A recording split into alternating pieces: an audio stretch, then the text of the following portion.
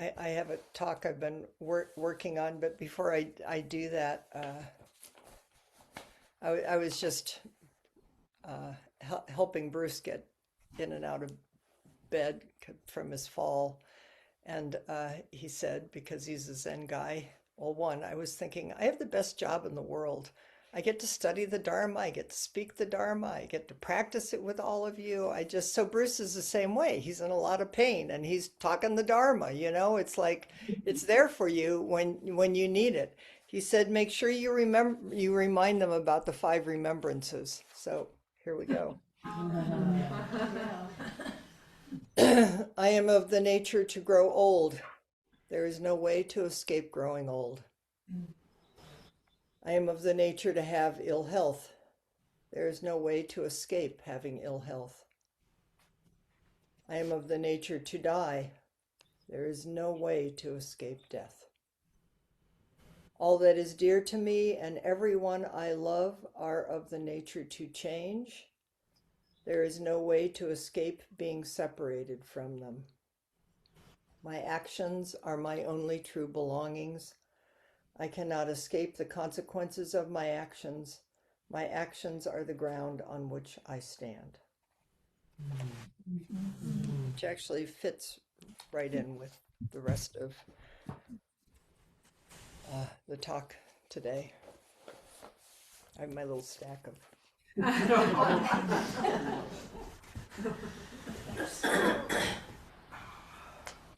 realize it's for me, it's like talking to a lot of different wise people before I give a talk, and everybody says it. One person says it this way, and then another way, and then it gets synthesized through me, and hopefully that's what's happening with all of you, because everything is singing and teaching the Dharma, and the more we listen and look deeply, the teachings are everywhere. So,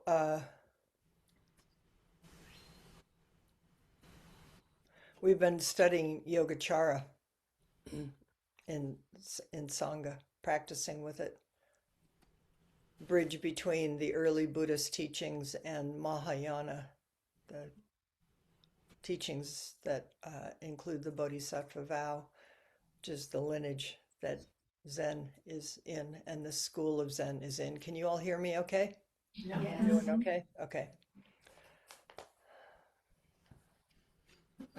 Two barriers. First barrier, the barrier of afflictive emotions. Really important to study and practice and understand afflictive emotions. Greed, hate, anxiety, wanting, grasping, meing, selfing. Don't judge it, that's just going to set up more. I mean, go ahead, but notice that. Just, as you sit here today, just watch the feelings, watch the thoughts, watch it come and go, watch the likes and the dislikes. So you more and more can understand this is suffering. Nothing extra, just this is suffering, and this is the whole rollout of what we witness happening in the world. We become aware of the power of our cognitive and emotional habits. We practice awakeness, awareness, mindfulness in our body and our emotional states. Okay, that's it. That is it. That's it. And just in case you wanted more, there's a second barrier.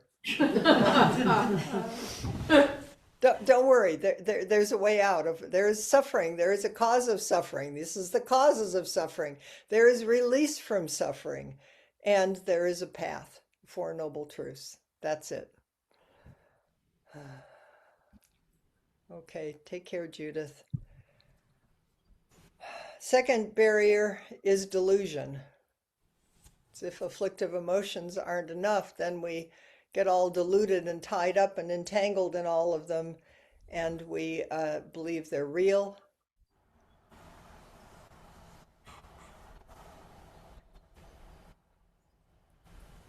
Maybe we take in the teachings of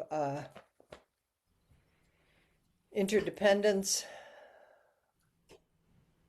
interdependent co-arising, everything arising at the same time, simultaneously, everything affecting everything else. You think it's, I think, when you have pain, physical pain, mental pain, suffering of the world, it's all the doors and windows close. Feel isolated and alone, separate. So this is pay attention. You never were and you never could be separate, but pay attention to what it feels like, this aloneness, this over here-ness with everybody else who of course has it more together than you and understands more and is sitting better than you, or whatever you think it is. Just come back, just here, just this. Creates alienation, a sense of separation. A continuous practice is just this, just this. The mind can't grasp. It tries, it thinks it's grasping past and present and future, but it's all just arising simultaneously, moment after moment. We get a taste of that in Zazen. Backward step, just here. Breathing in, being breathed.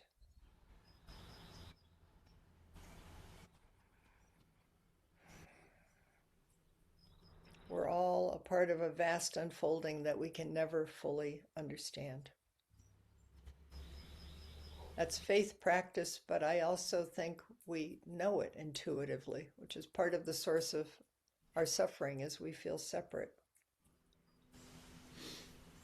And our little storehouse consciousness keeps spitting up, sending up 1,000 different stories, all the million of ways that we've been conditioned. And we grab onto it, especially if we're scared and in pain or angry. Get to watch it. Good time to watch. There's plenty to stir us up. Okay. Some part of me keeps this is like keep an eye on me, but some part of me wants to confess. Maybe just to not take it too seriously. So we spent a good part of the day, must have been Friday, in the emergency room, which is really good practice.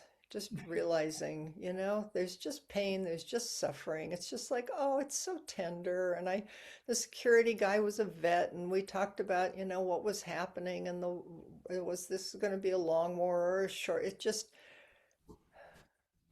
always good. And then we went to Target to pick up some meds. I thought, you want to be a bodhisattva, you go practice in an emergency room and you go be the checkout person at Target. Just put yourself right in the middle of the world. Just bring kindness and compassion to just each person. The guy at the checkout line said, hola, and it was sweet. I think he felt kinder at the end of it, and I felt kinder because we'd had a sweet interaction. But so I don't usually watch The Pit. I've watched The Pit a couple times. Maybe some of you watch The Pit. Too much blood and gore. But then I read that the most recent one, they had an episode about ice, and that it was really good, and I wanted to watch it. So and besides, I'd been in the ER, and my body was probably a little ERing, so I watched it after Bruce was settled in, and it's a really good show. But it's also pretty intense. But then I needed a distraction again last night or whatever it was. So I started watching The Pit backwards because if you watch the one that happened right before, then you start getting all the causes and conditions that created the one that you watched the night before that. So it starts playing with time and space, which actually feels kind of helpful and true right now. Is just keep unwinding the story. Notice it when you're projecting it forward. Just disorient yourself, but stay completely grounded. You have no idea. We have no idea what's going on. Okay, this is the way Thich Nhat Hanh says this.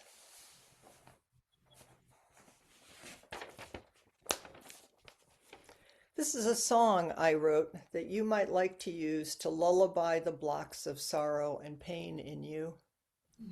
It rains softly outside, and yet I feel the sadness and the sorrow coming up in me. Please go to sleep, my little pain, and let my in-breath and out-breath embrace you tenderly. I know you are there, and I do my best to take good care of you. You know, I am trying to plant and water the seeds of harmony, so that tomorrow from the soil of my consciousness, flowers of peace and joy and forgiveness will bloom for everyone. Please go to sleep, my little knots, my little pain. With this practice, there will certainly be a transformation, and tomorrow we'll be able to accept and love each other. I'm going to sort of paraphrase his commentary on his song, which is quite beautiful. The blocks of pain and sorrow, anger and despair are here. When they sleep in the depth of our store consciousness, we feel we can survive, but they want to emerge. And because this has brought us suffering in the past, we try to prevent them from coming up. Don't look, don't feel it, tap it down, distract.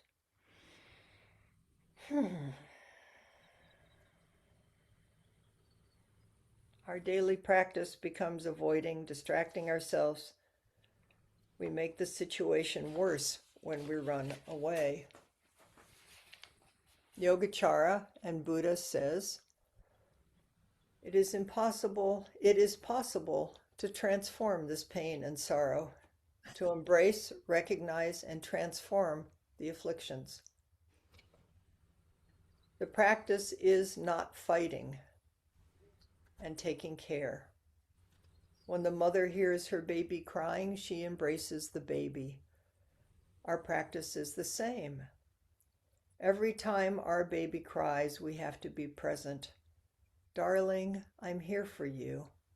I will take good care of you.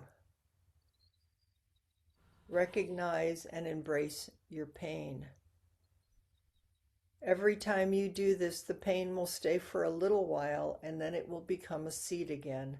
And each time that pain will lose some of its strength.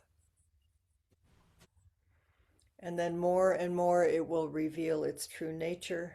That is the practice of looking deeply. And then he goes on to talk about interpenetration and interbeing. Those of you who have been along for the ride with Yogacara will recognize some of this. All seeds and formations have the nature of interpenetration and interbeing. Interpenetration means in the one you see the all. When you look deeply into a flower, you see the whole cosmos. You see the flower, the sunshine, the rain, the earth, the minerals, the gardener, time and space. You see everything. You might want to practice this all day today, but maybe particularly because you're at open sky or wherever you are at home. Stop. A blossom or a bird song or a ray of light. It's everywhere. Interpenetration means everything penetrates everything else. You contain the cosmos. You can touch anything in the cosmos just by touching yourself. Why don't you touch your heart right now? Touch the whole cosmos and this particular heart. Wish yourself and the whole world well.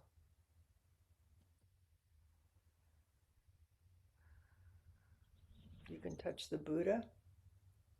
You can touch the sun, the moon, the galaxies, just by being in touch with yourself. And you can let your hands drop, but throughout the day, if you need help grounding, sometimes breath and breath in the belly. I mean, always breath and breath in the belly. And sometimes We used to do this with the vets, the Iraq and Afghan vets a lot, is just put your hands on your heart. Just feel it. Really good story is we were with these really tough combat vets, and Lee Lesser, who was my co-teacher, said, just touch yourself with kindness. And they all just burst out laughing.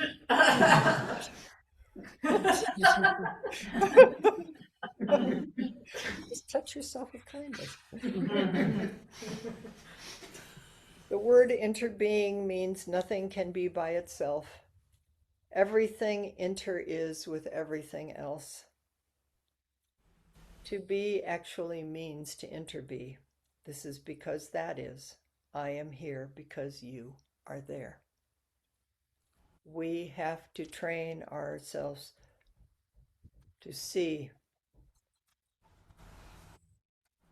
and to transcend the idea of same and difference. Collective and individual give rise to each other. Our mind has the tendency to cut reality, cut it in two, then I'll understand it, then I'll be in control, then I'm over here and you're over there, and it's not going to hurt. And you're also cutting yourself off from joy and happiness and harmony and peace. Delusion is the base of all wrong perceptions, creating a lot of suffering. With the practice of looking deeply into the nature of interbeing, delusion and all of our projections of self and other is transformed, and understanding is right here.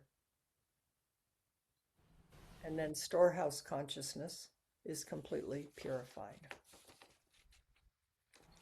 So now I'm going to move from there to Vasubandhu's Yogacara 30 verses, because we're getting towards the very end of the 30 verses.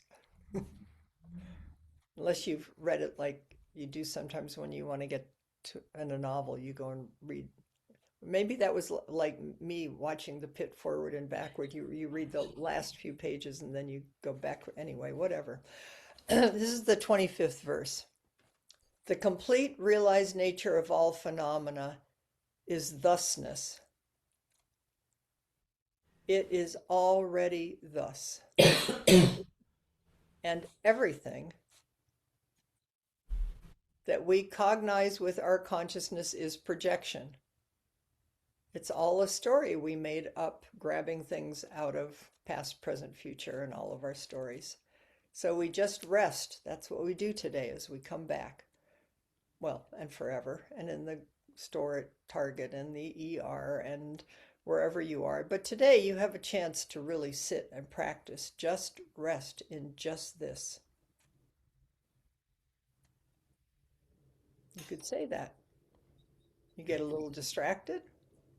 Maybe you lose yourself for a minute or an hour. Sorry. Just come back. Just this. Just notice. You noticed. Come back. This is what bodhisattvas know, this capacity. Otherwise, you're going to burn out. You're going to not. Just keep coming back. Just this. Just here. Just this. And verse 30. Whoa. It is the inconceivable, wholesome, unstained, constant realm. This does not go away. We taste it. We know the fragrance of it in Zazen. And then I stake my life on it. If you can find something else to stake your life on, go ahead.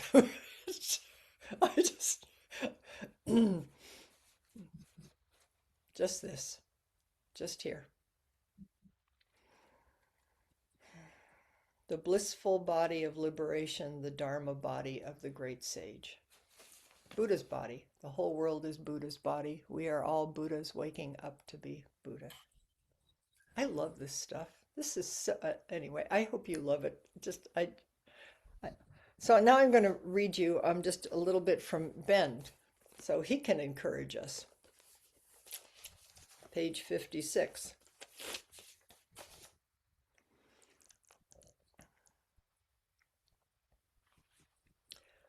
As we return to just this, storehouse consciousness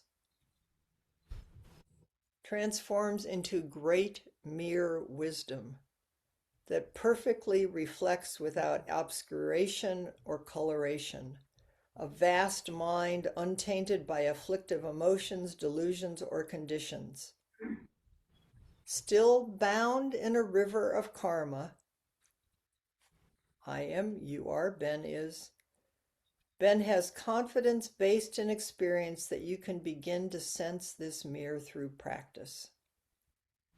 You can allow for the complete transformation of consciousness into something purely available to and manifesting what is, whose every action is made from the perspective of universal connection and infinite compassion.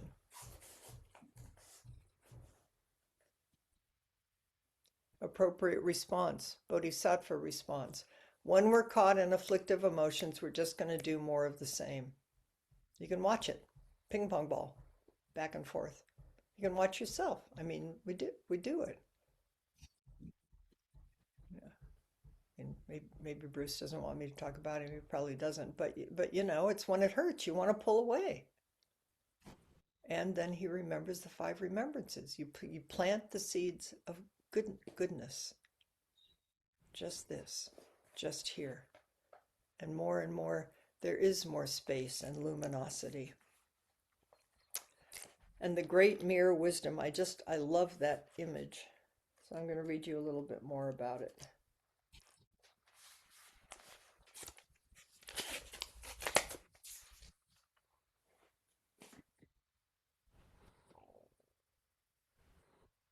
The storehouse is transformed into a vast mirroring wisdom that directly knows and shows the world. Rather than seeing a person of a different race in front of us through our lens of accumulated prejudice, we may simply see their humanity, their infinite connection to ourselves. Rather than seeing a hard rain that soaks our clothes as we walk home in an unpredicted downpour in terms of our aversion to the experience, we may deeply experience the wet of the clothes, the chill of the body, the thoughts of the mind, and the scowls and wry smiles on faces passing by with no judgment. The store consciousness transformed at the root, the great mere wisdom, does not taste the moment in terms of a self with needs, but a vast, unknowable, infinite, connected thusness. This is the ending of the barriers of afflictive emotion and delusion. When there is nothing to grasp, there is no ground for selfishness, aversion, carelessness to stand on. The delusion that there is an I apart from this thusness in this moment, apart from the infinity of unknowable conditions, apart from those we might love, hate, try to control, or ignore, evaporates like steam from a mirror. And then, of course, it all floods back in. You're not going to transcend this. It's a swinging gate. But little by little, there's more space, and there's more compassion, there's more kindness. And when the pain arises, it's like, oh, my darling, I'm here for you. Our own pain, the pain of the world. And luminous mirror-like wisdom. You could say that from time to time too, today, or for the rest of your life. Look at the bamboo, or hear a bird call. Feel your feet on the ground. No separation. What is this? And one more from here. Thusness, or tatata in Sanskrit, is sometimes translated as suchness. It refers to things right in this very moment, undivided by conception. Or we might say it refers to just this moment, just this. It is an affirmative expression of the concept of emptiness. It is just this moment of experience, of consciousness without any overlay of concepts. We find some sense of what thusness refers to when the thinking mind slows way down in meditation. Oh my goodness, you got yourself in exactly the right place. Good work, Bodhisattvas. You can watch today. Your mind and thought process will slow down, but then maybe something will trigger it, and all of a sudden it'll be like a flock of birds that just like, whoa! But there's a ground, it's called groundless ground. Just come back. Just this. And we find ourselves absorbed in simple, uncategorized sounds, the patterns of light and dark on the floor, the sensations unjudged in the body. The complete realized nature is right here, no separation. There is no heaven, there is no God, there is no getting out of here, there's no place to get out of. This is it. That's the good news and the bad news. It's right here in momentary, concrete, sensual experience. This is it. Just this body. Just this moment, just this ground.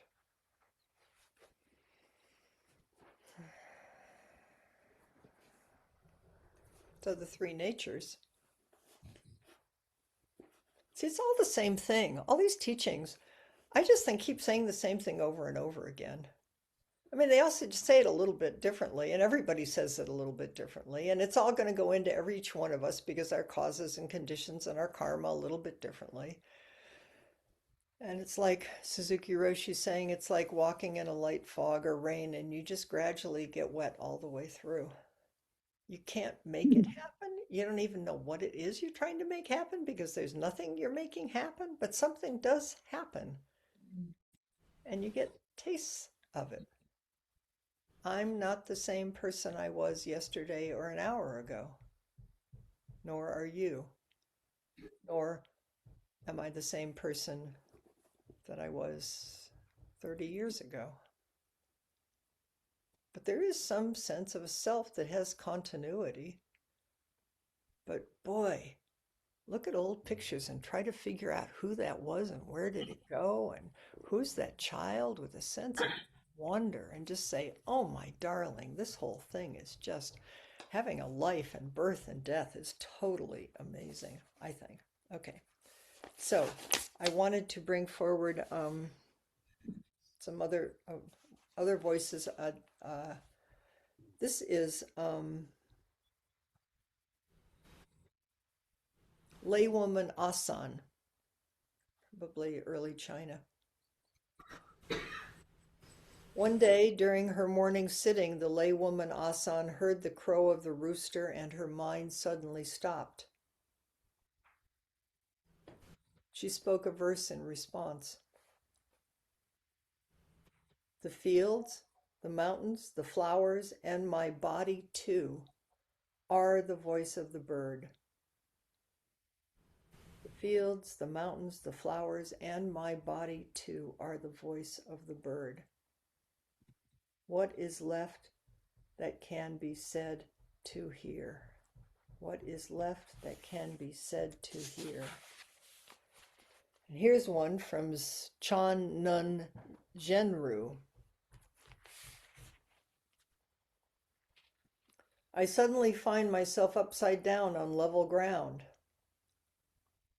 When I pick myself up, I find there's nothing to say.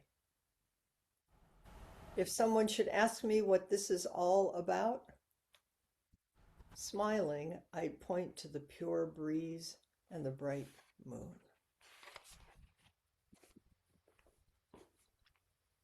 Just this.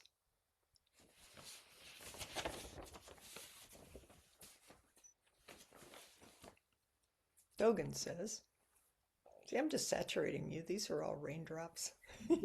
You can hear them and forget them and just let them come in and something is happening. Dogen says, The ancient mirror is round and bright, illuminating upright and inclined.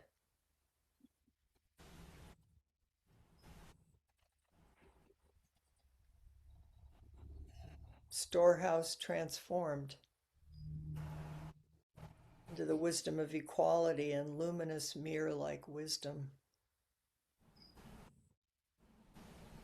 that perfectly reflects the whole world.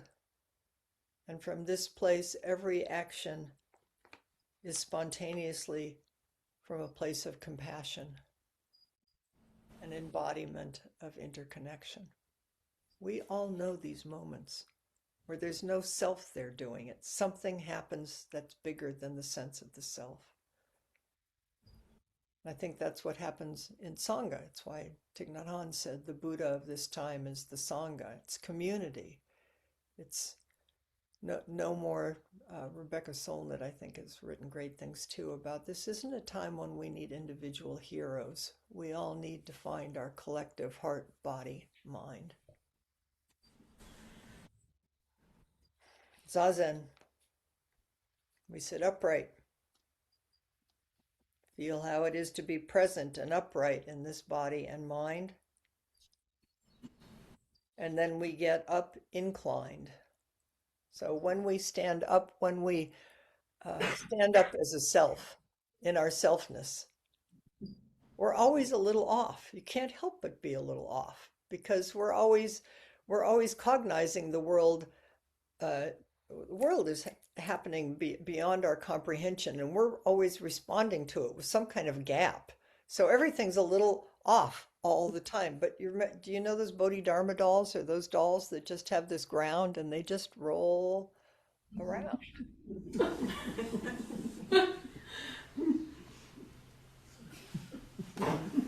Just right here, grounded, present, living in the world, immersed in the usual mess of greed, hate, and delusion. Just this is it. Oh, I got a human life and a human body. Oh, this self likes it. Oh, this self does not like it. Oh, this self would really, oh, this, here we go. I had it a minute ago. I mean, just watch it. It's sad. It's funny. There's more compassion. This is taking refuge in Buddha, being present in reality as it is, upright as the person you truly are, without trying to run away from yourself. Now, just to be very clear, this is not passive. I mean, one takes attention just to keep rolling with the rolling, keep remembering and coming back. But as we take care of our lives and our body and mind, we're also taking care of each other and the world. We can respond to the world, each in our own particular way. Taigen Dan Leighton says this is very subtle, this call and response. It's intuitive. Suzuki Roshi calls it intuitive body. I love that. Oh, I want an intuitive body. So you start with the grasping. I want it. And it'll take you everywhere. And you just keep asking the same old questions and you just keep showing up over and over. Because what else are we going to, because what we want is love, right? We want to be kind, good people. We want to wake up. We want to be able to do something to help. So here's a couple more. Just because I was having too much fun, so now you have to listen to me. Suzuki Roshi, Not Always So. It's one of my favorite chapters, from Stand Up by the Ground.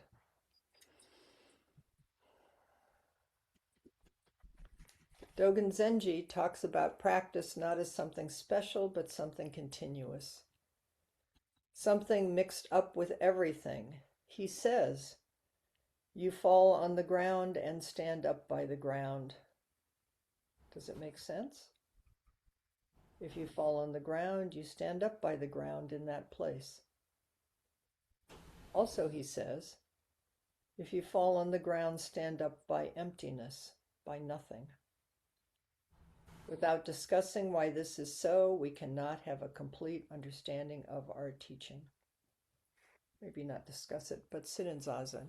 Fall down on the ground, get up by the ground. This is one of the ones I carry around. I carried that around for years, actually, and then it finally, I got the second part. Well, I don't have it, but I was ready because I didn't know how to stand on the ground. Fall down on the ground, get up by the ground. Fall down on the ground and get up by the sky. What is that? What is that? It's the same. It's the same. And it's different. Someone doing zazen already includes everything. Someone cannot be separate from this world. Some action cannot exist without the background of the whole world, and something cannot be apart from other things. So someone, doing, and something is the same thing, you know? If they are the same thing, then we can say something. Something, something. What is it? Something. That is complete realization. Everything happens in this way. So if you stick to the idea of help or enlightenment, that is already a mistake. You have separated yourself from everything. And I'll just add into that one. Life is one constant mistake. You cannot get this right in the way that you think you're going to get it right. Life is one constant mistake. Fall down on the ground, get up by the ground. Fall down on the ground, get up by the sky. It's one continuous practice motion forever. You just bow. That's what you're going to do today. You bow to your cushion. You bow to the person next to you. You bow when you cross on the path. You bow when you go to the bathroom. You bow, bow, bow. Just bow forever, forever. Sometimes, where was I? Oh, I know. I was at the Barrio Walk. We go out and hand out whistles and packets and know your rights. And you can't go around the Sevastopol flea market bowing to people. I mean, you could, but it's a little weird. And mostly what a bodhisattva knows is you want to just be able to take the appropriate form. But I was there with one of the other interfaith ministers who knows I'm a Zen, who knows I'm a Zen person. Excuse me.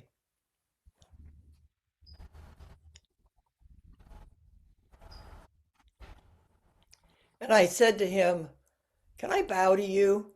You're the only one here who's not going to think that's weird." And he said, "Of course." And we bowed to each other right there in the midst of this Sebastopol flea market. But each encounter was a bow, and it was mutual. I mean, that's what happens when you walk around with a heart of, I mean,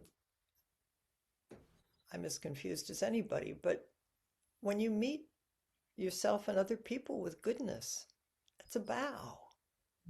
That's what we're practicing. That's what we're doing. Okay, so now I have one more. So you can adjust your schedule because you're not going to get much of me today. Sorry.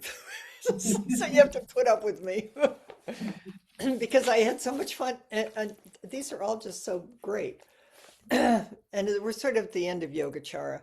This is from Hidden Lamp, and I wanted to bring forward some voices of women and some diversity in this.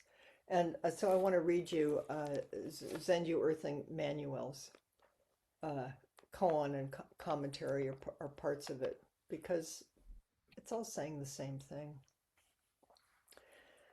The Zen Mirror of Tokaji, Japan, probably 13th century. The convent of Tokaji had a great mirror. The founding abbess, Kakuzan Shido, would meditate before it in order to see into her own nature. There's a practice of mirror gazing where you look in the mirror and you just really look deeply into the mirror. Later generations of nuns would practice zazen in front of the mirror, concentrating on the question, where is a single feeling, a single thought in the mirror image in which I gaze? or as a single feeling, a single thought, in the mirror image at which I gaze.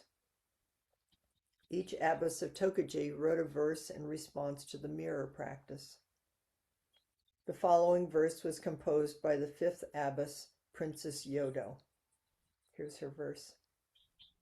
Heart unclouded, heart clouded, standing or falling, it is still the same body. Heart unclouded, heart clouded, standing or falling, it is still the same body. And here's some of Zenju's commentary on it. You don't have to understand any of this. None of this makes any sense at all, or one word does, or don't worry about it. Just, it's okay, you already got it. Zenju says, where is a single feeling, a single thought in the mirror image at which I gaze? When we ask this question at once, we enter the purpose of our lives, which is to look upon our lives and discover who we are as living beings. We enter a deep abyss in which we encounter our heart, mind, and body. On the journey of discovery, we fall through the sky. On the journey of discovery, we fall through the sky. At times the sky is clouded, and at other times it is unclouded. On the earth we plant our feet, and still we stumble. What are the clouds, and what takes them away? What makes us stand or fall? Looking into a mirror may seem easy, but being honest with what we see is difficult. There are many mirrors. A physical mirror can reveal expressions on our faces. The mirror of Zazen, of sitting meditation, allows us to look into the heart and body mirror. When I look in a mirror, I see a black face. Zenju is African American, born in Louisiana, born and bred in Louisiana, I think. In the past, I have responded to being black with painful emotions. However, through Zazen, when I see my black face, I am awake to the suffering that arises. I see the old pain rising in the moment of looking in the mirror. I wait for my response to pass, as it is guaranteed to do. And in that passing, I see more of who I am and not so much how I appear. When we face the mirror of Zazen, our minds tend to face ourselves as objects first. Our skin color, age, gender, sexual orientation, all the ways we are embodied and move in the world. We begin to unfold stories about I, me, self. If we are willing to look long enough in the mirror of Zazen, past seeing ourselves as objects, we have the potential to see that we are nature, we ourselves, itself. If we are willing to look long enough in the mirror of Zazen, past seeing ourselves as objects, we have the potential to see that we are nature itself. We are born and will die, just as the trees, flowers, and animals in the wild do. And sometimes in Zazen, we can see that the mirror is clear. There are no clouds, no dust. The human condition is set aside. I am not old, middle-aged, or young. I am fulfilled in my own spirit. And in this recognition, I feel the connection to my ancestors, to those who came before me, or to a life larger than my own. I am returned to an open field in which there are many possibilities. This open field is my original home, where there is no blackness, no old age. As Princess Yodo wrote, heart unclouded, heart clouded, standing or falling, it is still the same body. I say, in the silence of my open field, face clear or face colorful, dancing or sitting, it is still in, it is still the same body. I say, in the silence of my open field, face clear or face colorful, dancing or sitting, it is still the same body. Who are you truly? It's the face before you were born. Really weird Zen koans that suddenly have some sense of, they're not quite so weird after all, and they're actually nothing special. So today, stand up, sit down, keep coming back. Just this. What is it?